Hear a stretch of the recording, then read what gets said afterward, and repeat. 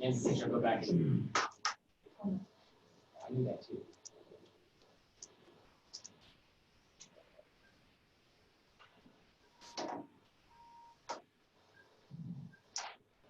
All right, Google campers, thanks for joining. We're going to give just one more minute to let people get from their previous session into this one, and then we will start.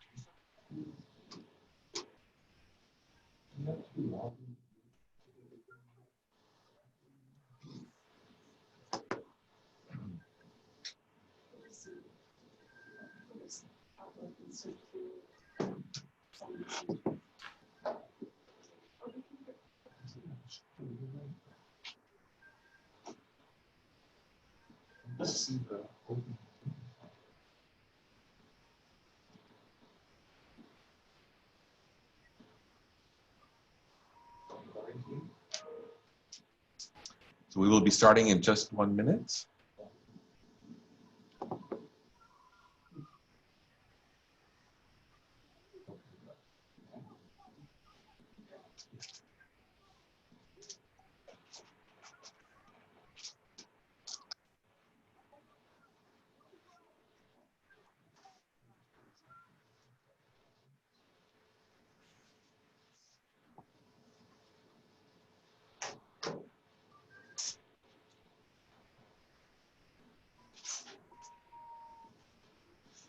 All right, well, thank you for joining us for our lunchtime session here. So hopefully, you know, you got yourself something to eat. So right down the hall there is your kitchen. Hopefully you grab something to eat and something to drink and got yourself comfortable for this special lunchtime session. I'm going to share a couple of slides first, then I'll introduce our speakers and let them take it away. So one thing I wanted to remind people of that we had some questions about during the first couple of sessions this morning is that when you do select a session, that you're not making a reservation, right? So some of the sessions filled up, and so some folks didn't get their first choice of session. So it's just a reminder to have a backup idea ready of what session you might want to go to if your first choice is filled. And so some of you who were in sessions that filled up, like a Google Meet one, those presenters are going to offer that again. So check Sched for that. There's a Seesaw session that filled up, and we're adding another section of that. Some of you were in the session that Amanda Sandoval and Michael Hughes did. They're repeating that session. Thomas Dixon from Google is going to repeat his session. So you know, check for those. Another thing that we want to remind folks of is, you know, if you're not seeing the presenters while they're talking and sharing their slides, if you go in Zoom, if you go up to the view options and then select side-by-side mode, that will allow you to see whoever is speaking plus the slides that they're sharing at the same time. Okay. So another reminder that tomorrow is Tropical Wear Day. So if you take a selfie tomorrow wearing something tropical, mention something about Google Camp, use that hashtag. We're gonna take the people who do that and randomize them and select 10 winners of free registration for next year's Google Camp.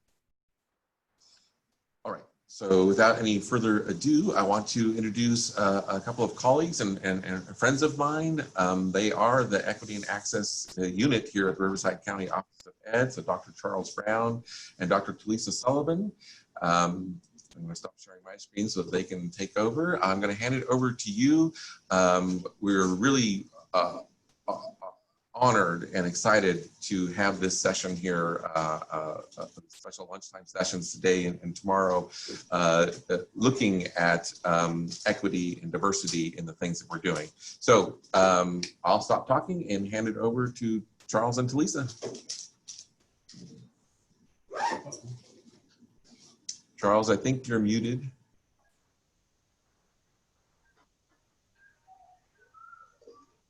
Okay, we'll go ahead and get started. Dr. Brown is, but I'll tell you a little bit more about Dr. Brown and I. I am Dr. Talisa Sullivan, and I've been with the Riverside County Office of Education for 2 years now. Dr. Brown has been there for a year. We have started in the unit together, and we are excited to serve you all. I've been in education for over 20 years, as has Dr. Brown, and I've been serving students and staff and teachers across 4 counties, and Dr. Brown has been serving a couple counties too. So we are excited to be here with you today. And Dr. Brown, go ahead and take it away. Again, hello everyone. My name is Charles Brown. I'm the Director of Equity and Access for Riverside County Office of Education. I've been in education now for almost 22 years. Majority of my educational career has happened in San Bernardino. There I was a 5th grade teacher for 4 years, elementary school vice principal for 4 years, principal at an elementary school for about 7.5 years. And then I became Director of Equity and Targeted Student Achievement for 4 years. And now I'm going into my 2nd year as Director of Equity and Access for Riverside County. So happy to be with you today. And we're excited to share with you some potential future trainings that we'll be providing for Riverside County. And so to ground us in our work today, we're going to look at a quote from Dr. Pedro Noguera, which says that at the core of equity, understanding who our kids are and how to meet their needs, you are still focused on outcomes, but the path to get there may not be the same for each one. And so it is important for us as educators to understand that it's not about the system that we're in, but it's about the work that we do in order to ensure that we're providing what our scholars need in order for them to gain access and mastery of what it is that we're trying to teach. And so we're going to move further into the presentation with education and a framework. Okay, and so I'm just going to tell you a little bit about what we are going to do today. Again, thank you so much for being here. Today is an overview.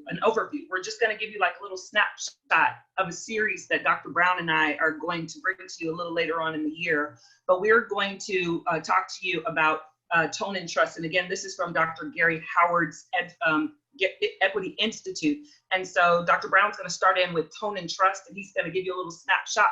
Then he's going to go into personal culture and personal journey. And then you're not going to want to take a break as he discusses a little snapshot of from social dominance to social justice. You're going to want to hang out for that piece. Then I'm going to take us into classroom implications and applications. That one you're going to want to hang out for. Then we're going to talk a teeny bit about systemic transformation and planning for change. So hang out with us for a bit. So looking into regards to phase 1, which is the tone and trust area. To begin our work, we want to create environments that foster high trust and low fear climate. So through the training, what is important for us to understand is that we have to create the environment for our teams to feel comfortable in talking about some of these challenging conversations, and then be able to facilitate that in such a way that we're able to get the results that we need for our scholars. So again, through this particular training, we are going to look at forming communities of engaged adult learners, building climate of constructive collaboration, overcoming our past resistance to diversity work, and transitioning the rhetoric of shame and blame. So going through this phase, we will participate in a few discussions to support our growth process for equity. We're going to discuss the importance of establishing working norms. And then we're going to build on a common understanding around the following question. So the question we would give you is, given all of our efforts to achieve equity, why so long? What is in the way? And what will we take? And what will it take? We will also learn the importance of tapping into the experience of those around us by participating in what we call a cultural bingo. And so that will give us an opportunity really to kind of hear where our colleagues are from, what are their experiences, kind of things that would kind of explain to them, us, in regards to what things we have similar and what things we have in common. This activity will also bring out that we are more alike than we're different. And so in that, in the tone and trust phase, we want to make sure that we are reinforcing ideas that everyone's culture is valid. There's always more to learn about different cultures, and nobody has all the knowledge. Our colleagues can be a great source of information for us. More importantly, we have done our own work to make those personal connections. And so in this particular series, you will go through some activities to really get to know them, understand them, and you start building that spirit of trust that when you're dealing with some of these difficult conversations, it's more readily and easy that they'll be more willing to share in some of those spaces. The next phase we're going to move into is phase 2, which is dealing with personal culture and personal journey. Now, in this particular phase, each person brings their own unique narrative to the table. We're going to focus on cultural competence to really get an understanding about what that is and how that operates. We're going to allow yourself to grow towards that cultural competence. But what's important in this piece is that you plus them, meaning your colleagues, equals student outcomes. And it's so important that as we grow and we gel together, more difficult conversation, looking at our inward, outward selves, we are bringing to the table our authentic selves that we can really look at how we can make things better for our scholars. So prior to this professional development, we would ask our participants to bring a little piece of them to the meeting. So whether that would be a little artifact, whether that be a picture of your family, we want you to bring that to the training, because in that discussion, you're going to tell a story to one of your colleagues. And in that story, you're going to identify for yourself some things that really stand out about you as an individual. So the person who's listening is going to learn, they're going to reflect, and then also they're going to make those connections to you. So in this particular phase, you're going to identify connections and differences.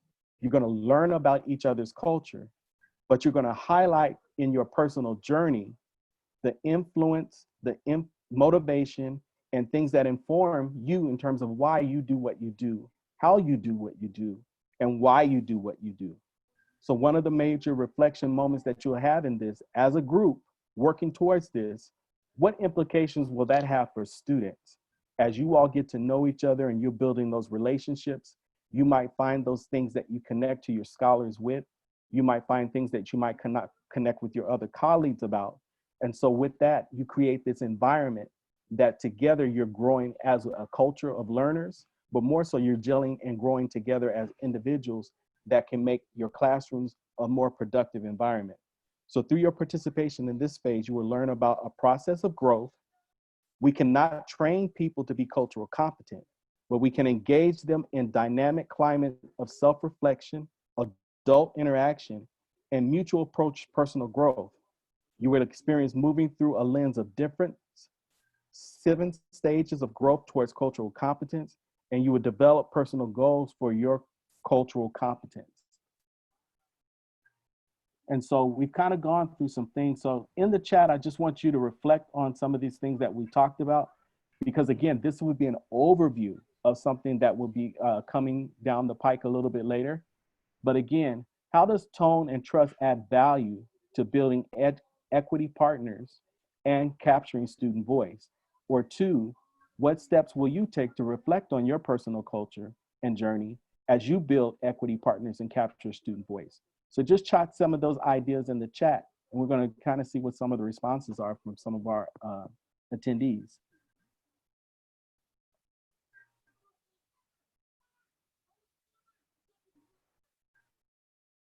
Talisa, I'm sharing my screen. So do you see anything there? I'm still looking. I'm waiting to see if you want to type in the chat. You can type in, how does tone and trust add value to building equity partners? I see tone and trust helps build deeper collaborative relationships with others. Thank you, Valerie. And then I see from Michelle, without trust, others won't share. Absolutely. And then we have from Christine Matthews. Hi, Christine. Tone and trust makes the relationship open and inviting. And so we are hearing from you all, building relationships and trust. We're hearing creates a safe space. And that's what Dr. Brown and I are here to do, to create a safe space for you all as we move forward learning about tone and trust and equity. Trust is the foundation to building relationships and making others' thoughts and ideas valued. That's important. Hi, Kathy. Yeah, Kathy. Everybody needs to be valued, and that's what this equity work is all about, is to ensure that everyone is valued and we hear their voice. And then Yvette Brown says, tone and how you talk to others builds trust. Absolutely. Yeah. We have a lot of great comments, Dr. Brown. Corinne says, when students trust others, they are more available with their emotions and experiences. I invite you all to check out what your colleagues are saying in the chat room so you can get some ideas about tone and trust. So that fits so perfectly when we're looking at in regards to moving our equity work forward. So it moves us into the next phase, which is social dominance and social justice. And in this professional learning, we're going to explore many issues around privilege, power, and difference.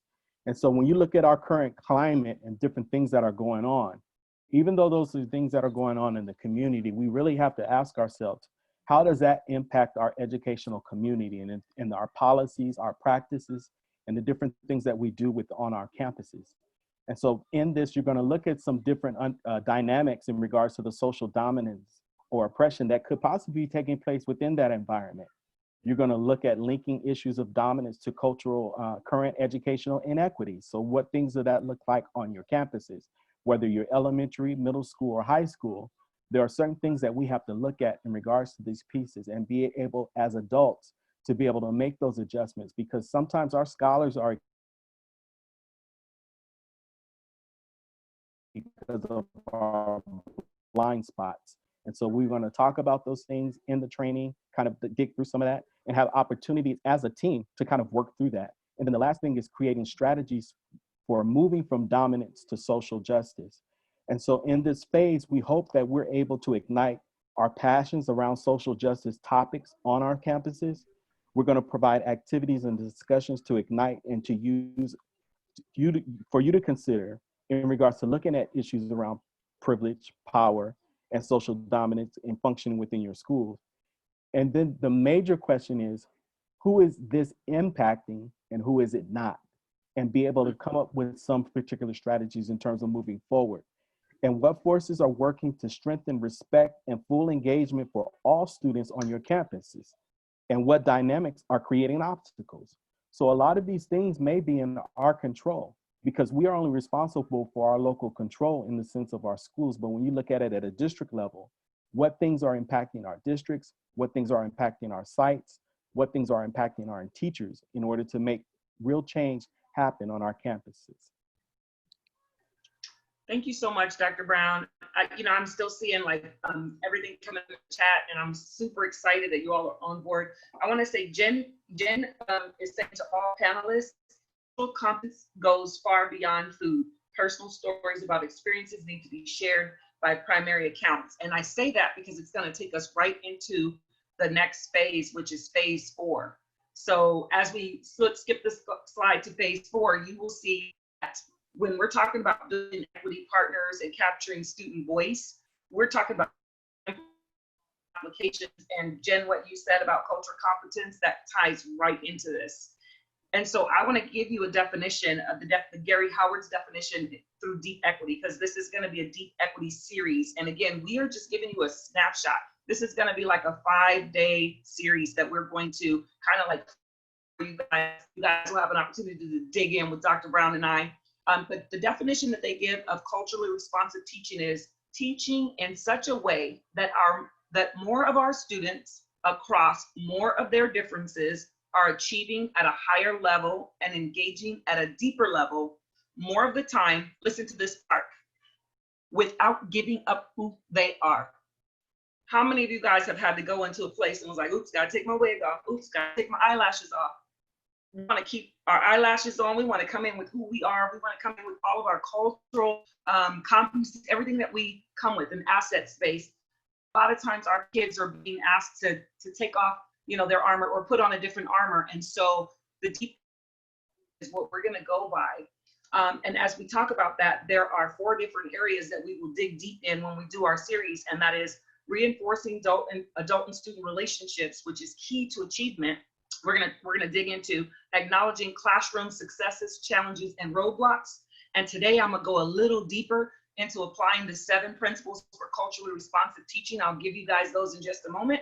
We will also talk about implementing action research for inclusion and equity. And so before I dig into the one that I said I'm gonna point out, which is the 7 principles for culturally responsive teaching, I'm gonna do that for you today just so you can kind of get a little feel. I want to say reinforcing adult and student relationships. Again, I'm going to say that that's key, and that actually fits right into the 7 principles of culturally responsive teaching. Okay, so number 1 for culturally responsive teaching, it is, and these are not in a specific order. This is there's 7. We have affirmed in their cultural connectedness. We have to make sure that we bring in their language, their family, different versions of fairy tales. And I say that because some of us don't know Jack and Jill. And so if we are like Jack and Jill went up the hill, you know, some students have not experienced that fairy tale, so they're not maybe connected with that. And I know as a first-year teacher, when I first came in, I didn't realize that some of my students may not have experienced some of the fairy tales or some of the, you know, in any of the cultural things that I might have experienced growing up. We have to make sure that we have multicultural artwork, super important. Examples of students' lived experiences. We all have different lived experiences, and so do our students. And I want to remind us all, when we talk about different lived experiences and we talk about student culture, what we're really talking about is not just not only their family culture, but you know, we have millennials, now we have centennials, we got the baby boomers, we got the Gen X. You know, we have so many different cultures within cultures, and so we want to take all of that into consideration as we're affirming their cultural connectedness. We need to make sure that we have diverse authors and artists. I know that a lot of times we, you know, throughout our educational system, we've had our pacing guides and we all have to use this, but nobody said you can't bring in supplemental materials. Maybe your district requires for you to get them, you know, checked. That's great, but you can still bring in some supplemental materials so that your students can see authors that look like them, so that they too know that they can be that person, or they can, you know, go into that field. We want to make sure that we have school-wide opportunities for students to learn about different cultures. So not just my own culture, but other cultures too. It helps me to grow. And then the second one, so that was the first one. That was a lot under the first one. The second one, the teacher is personally inviting. That means that, yes, sometimes you have students that may pose challenges. Well, okay, we signed up for this on purpose. You signed up. Every day is a new day. Personally invite that student in, and today's the new day. Kids can feel when you say, I'm so happy to see you. They feel that. So what I'm saying is, erase what happened, go in with a new attitude and say, hey, I am really happy to see you. You need to welcome them at the door if you have that opportunity. Fist bump, because, you know, we got coronavirus, or, you know, elbow bump, you know, sharing examples of your own experiences. They want to know that we're people too. We need to be vulnerable, you know, within reason. So within reason. So then the third one is learning environments are physically and culturally inviting. Okay, we talked about the teacher being personally inviting. So now we have to have a learning environment that is also physically and culturally inviting. So that means that we need to make sure whatever we have to do to set the tone in that classroom for our diverse students and their learning styles and needs, we need to make that inviting. That's their space. As much as it's ours, it's theirs. It's actually more of theirs than it is of ours. We need to set that tone for our kids. And then, so that's the number 3 is the learning environments. And then number 4, students are reinforced for academic development. That right there is an assets-based thinking rather than deficit. All of our kids come with something, so we have to make sure we reinforce that academic learning and that development for them, and so that they come in with, maybe I'm not sure if I can, but they leave out with saying, you know what, my teacher believes in me, I believe in me, I can do this. Number 5, instructional changes are made to accommodate differences in learners. Okay, a lot of you hear accommodate and you think special ed. Let me tell you, should be accommodating all of our kids, not because they have an IEP or because they have a 504 plan, but we need to make sure that we are accommodating all of our students when they come through the door with whatever assets they come with. We need to provide those scaffolds. Okay. The number 6 is the classroom is managed with firm, consistent care and control. Okay, so self-explanatory. Classroom management is key, it's important. Relationships and classroom management, we have to make sure that we build that, and it shouldn't be our way or the highway. How about we include our kids in on whatever decisions we're making for our class norms, our class rules. If the kids are buying into that, then we're more likely to get them to be able to say, oh, you know what, so-and-so is breaking the rules. This is a rule we came up with, and they will help you manage that environment. The 7th one is interactions stress, collectivity, as well as individuality. So just making sure that you have a collective, system so that your students are interacting with everyone and as well as interacting individually with you as an instructor or as the leader of the school. And so those are the 7. And so I wanted to kind of share that with you so that you understand the culturally responsive teaching and the 7 principles, but that it goes right directly in with reinforcing adult and student relationships. Okay. If I may, And the can I lean in last just a one bit? in that area is action research. And I love this one. And I want to give you a definition for the action research. It is a disciplined process of inquiry conducted by and for those taking the action. I love that because that means that I get to research what I'm doing so that I can enhance my craft. The rest of that definition is the primary reason for engaging in action research is to assist the actor in improving or refining his or her actions. Wow. I'm going to pause because I Talisa, think I might have given you all a mouthful, and I'm not sure if I'm on the blink with the the new technology that we have going on. And I'm going to give you some reflection questions. You're always welcome to throw things. Talisa, I know you're on a roll, but I think Charles is trying to break in there to help us out. There was a hand raised, and I was trying to get that individual. They kind of let it go or whatever at that point. But I just wanted to lean in a little bit because, again, when you're moving into phase 4, you've gone through the first 3 phases, but now it's about impacting the classroom with what you learned and what you gathered. And so with that piece in regards to reinforcing adult-student relationships, that is very key in terms of you being successful in terms of really impacting our students. And so we should never let that one just be something that we don't really pay attention to, and don't allow our students' behavior sometimes to get in the way of us building those solid relationships. And so make sure that we're applying those same learnings that we learned in terms of understanding cultural competence, cultural awareness, and how we kind of function and move to really move what's necessary for our scholars. We have 2 participants with raised hands. We have, I can't see them. Hands got dropped. Okay, let's go ahead and move forward. Okay. So if you guys have a question or comment, you can throw it in the chat. You can raise your hand. We're sorry if it's going too fast. I realize I was probably talking fast. Sometimes I get passionate and I'm like, let's go. But I'm going to slow down a little so that you guys can interject your questions. But we do have some reflection questions for you. And you can throw these right in the chat. So the first reflection, and will the 7 principles be shared in the presentation? Yes, the 7 principles will be shared in the presentation. We just shared.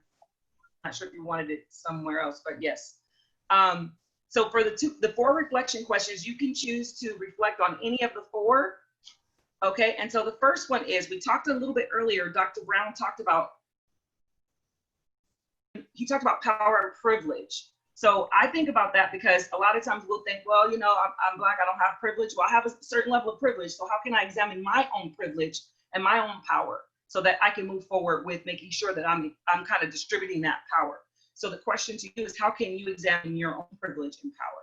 Or you can answer, what strategy you use to move from dominance to social justice? The third one that you might like to answer is, what steps can you take to reinforce adult-student relationships in order to promote success? And the final one that you might want to answer is, how can you implement action research for inclusion and equity? And I saw some people in the chat like, yeah, my action research people. So if you'd like to put that in the chat, let's go.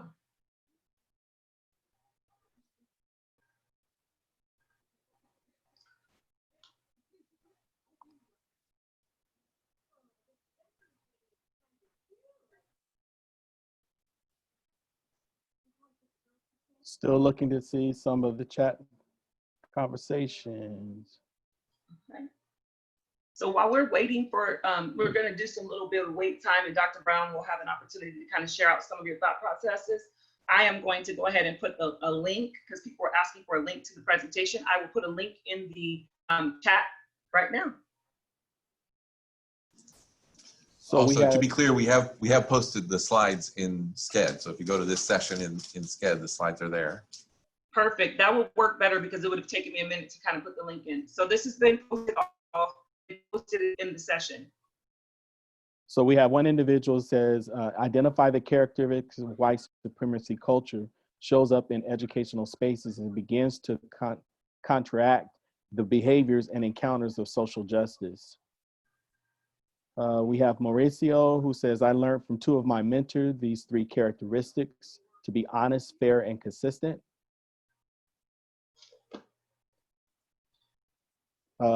We have one participant that says that as adults, we need to recognize that students are human too and should have agency in their choices/learning. Treat students with respect and not just as a little person that needs to be controlled.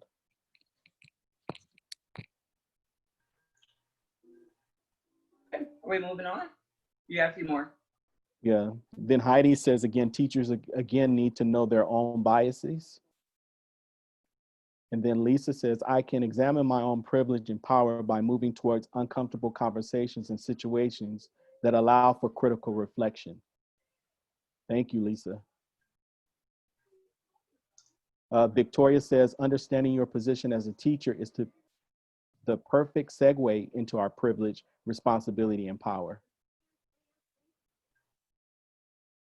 Stacy says, individualize for each student. One size does not fit all. I'll take a sip of water on that one.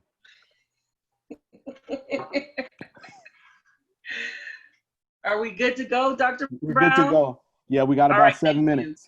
you. Okay, I got about 7 minutes, and I'll share with you all that I'm not really, like when I'm timed, I'm like, I'm a speed zone. When I get passionate and I'm timed, I'm like zoom, zoom, zoom.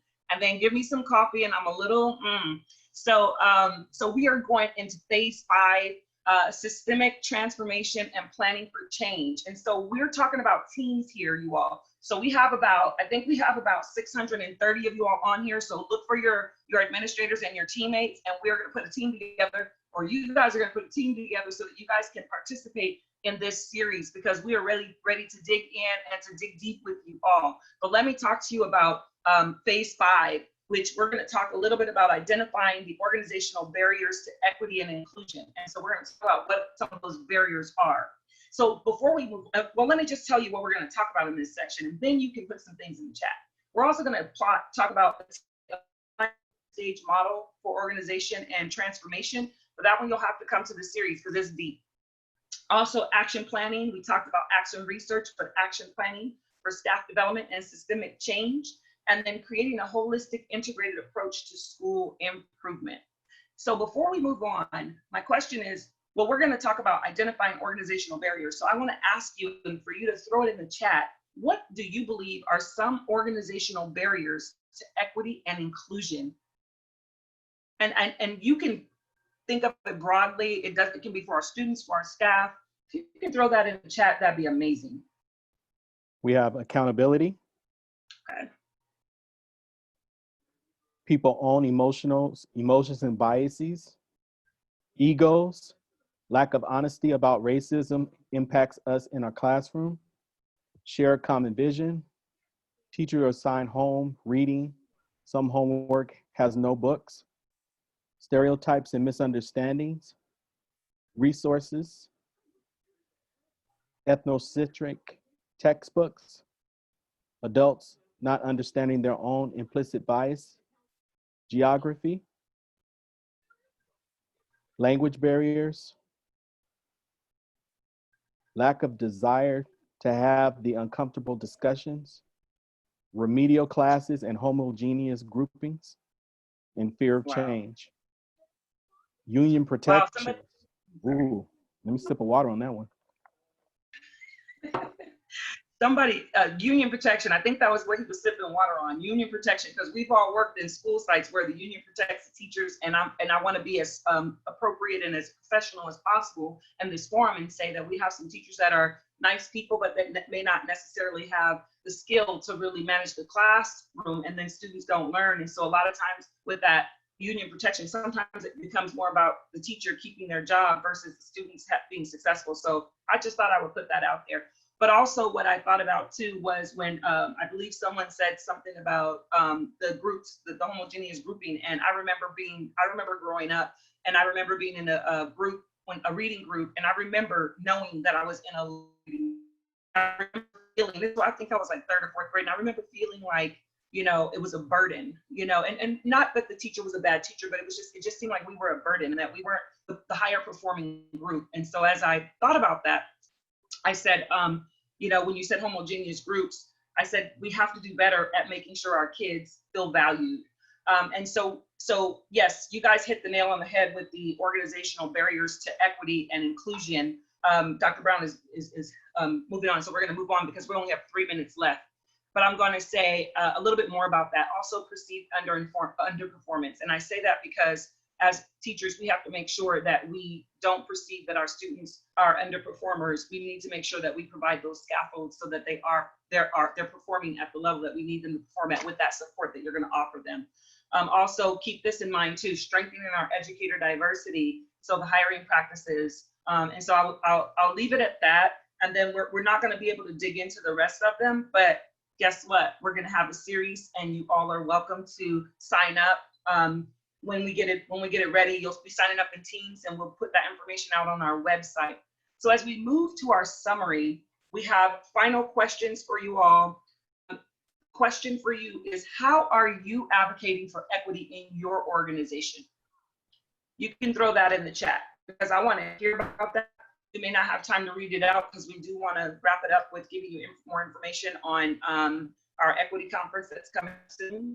The question you might want to answer is, how can you bring about equity partnerships to promote student advocacy, collective efficacy, student voice to make decisions, student success, structures that inform policy, courageous conversations that work together in creating change for parents, students, and all stakeholders, and transparency to contribute to creating allies.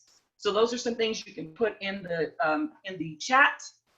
And as we move on to the next slide, we want to ask you with 2 minutes left if you have any questions. So if you have questions, throw them in the chat while Dr. Brown and I tell you about the Deep Equity series that's coming soon. This is Deep Equity right here that you were hearing about. That will be coming soon. If you want to be added to our registry, you can either click the link or, well, there'll be a QR code on the next slide, and you can go to the QR code to go to RCOE, and you go to our unit, and there's a space where you can, let me see what you have to do, because you have to actually click something, where right next to that clock that you see in the front of you, you click the sign up to receive notifications. That will give you all of the information about our equity series, about our deep equity, about our upcoming conference that Dr. Brown is going to tell you a little bit more about with the 1 minute that we have left. Let me say I appreciate every single one of you. Dr. Brown and I looked at the registry before we came in the list, and we had a chance to connect with you like you're connecting with us. So we feel like we see you even though we can't. So thank you so much, Dr. Brown. Can you take us home, please? So just want to remind everyone that because of COVID-19, we won't be having the Equity Through Excellence Conference in Indian Wells. So we will be providing a virtual conference. The conference will be September 15th, 16th, and 17th. We will have the information mailed out to you all, and you will be able to see that on our website. So you can see all of our dynamic speakers in terms of it. So we hope that you will be able to work with your administrators in your districts to be a part of that dynamic conference. We want to thank you again for opportunity to lean in on you all today.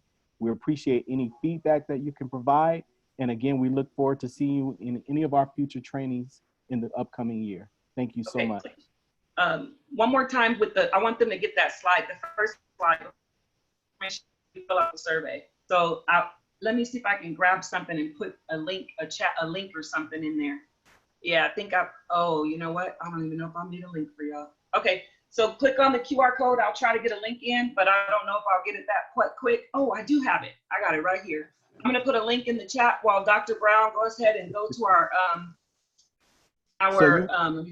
So Talisa, so again, you have our email address. You definitely can reach out to us anytime. We will be providing some information for you. And just want to say again, thank you for an opportunity to share our thoughts with you today. Thank you, Dr. Larch. All right, Charles and Talisa, that was just amazing. So let's use the chat to thank Dr. Brown and Dr. Sullivan for a fantastic session. I got to tell you, watching and engaging in the chat during this session, I'm not sure I've ever seen that level of engagement. You guys were, as an audience, you guys were so thoughtful. So we really appreciate everything you put in there. Hopefully, you took a chance to grab something to eat and get some water or whatever. And your next session starts at 1:10. So your moderators are and presenters are standing by to open up those sessions at 1:10. So again, Charles and Talisa, thank you very much. That was fantastic. Thank you for the opportunity.